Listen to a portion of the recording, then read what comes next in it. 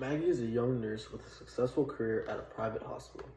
She has been working in this hospital ever since she left nursing school 1.5 years ago. She has had 2 promotions in the past year, and everyone is happy with her performance. Her mother had been living alone but was experiencing difficulties due to her older age. Maggie made up her mind to live with her mother. She decided to move to a bigger house and hire a private helper to help look after her mother. To cater for the additional costs, Maggie took up more shifts at work. This meant taking shifts back to back and sacrificing sleep. Everything worked out perfectly at first. Soon, however, her patients and colleagues started complaining about her sloppiness, tardiness, and rudeness to them. The nurse managers overlooked it because her performance over the past year had been impressive. At one point, however, she was found to have administered the wrong medication to a patient that resulted in a medical emergency. She was suspended for 6 months and later demoted. To Maggie, it made sense to sacrifice a few hours of sleep for the extra cash. However, this negatively affected her performance and created even bigger problems for her. Sleep plays a critical role in ensuring the body organs, such as the brain, function optimally. Unfortunately, it has been associated with laziness, which makes it considered to be unnecessary.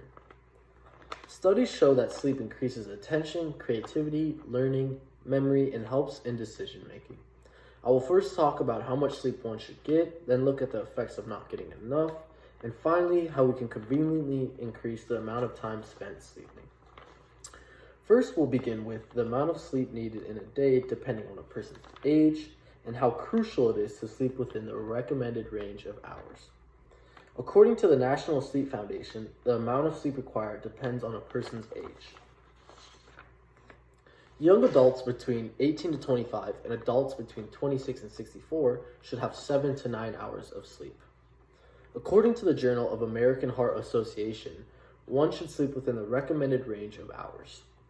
Sleeping less or more hours than is recommended has been associated with cardiovascular disease and mortality. The focus should be on getting quality sleep within the recommended duration. In these recent times, sleeping problems have become a more common occurrence, all due to one small object, the phone. Based on studies from Harvard, there are multiple reasons why people should start putting their phones down at least 1 hour before they begin falling asleep. Having your phone out before you sleep will actually result in you taking more time to fall asleep. Study participants who were using an e-reader before bed took on average 10 minutes longer to fall asleep versus those who were reading normal fine print. Phone activity before bed can also suppress your melatonin secretion when you need it the most. The hormone melatonin plays a key role in maintaining a proper circadian rhythm and promoting deep, restorative sleep. It may also play a role in protecting the health of your brain as you age. The light emitted from your phone screen shining directly into your eyes suppresses the production of this crucial hormone in the evening. With the understanding of how much sleep each of us needs, we'll now look at what happens when we fail to get the recommended amount of sleep. Sleeping deprivation and oversleeping cause significant negative health effects on a person. According to the medical doctors at Watson and Cherney, sleep deprivation causes significant impairment of vital body functions. Lack of sleep negatively affects the central nervous system, leads to poor and short long-term memory, interferes with creativity, concentration, and problem-solving skills, as well as causes one to be quick-tempered, moody, and heightens anxiety and depression.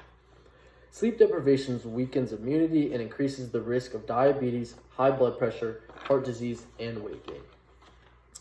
Also, new studies have shown that without enough sleep, that one can even be affected socially. Watson and Cherney demonstrate that a lack of sleep leads to a neural and behavioral phenotype of social withdrawal and loneliness, one that is often perceived by other members of society and is reciprocally makes the societal members more lonesome.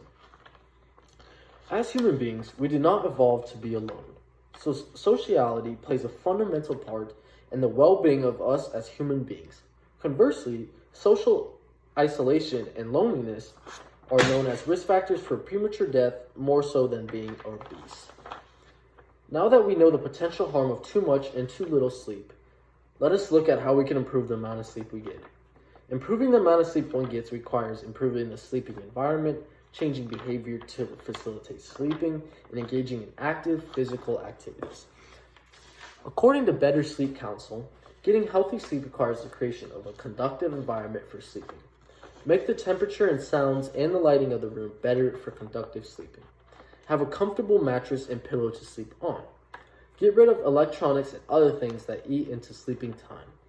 Make behavioral changes to enhance adherence to the recommended range of sleep time.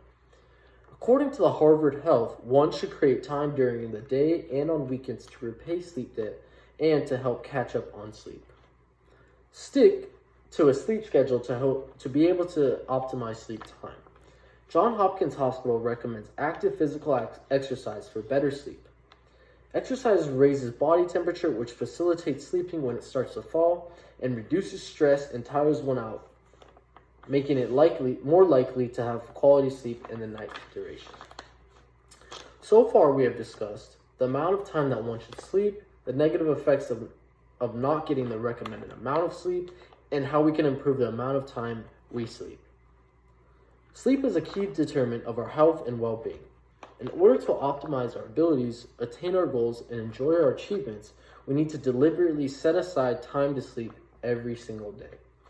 In setting aside time to sleep, we will have sufficient time and strength to accomplish more than we thought possible. The next time you have that fast approaching deadline, set aside sufficient time for sleep and see how easier it will be to beat that deadline.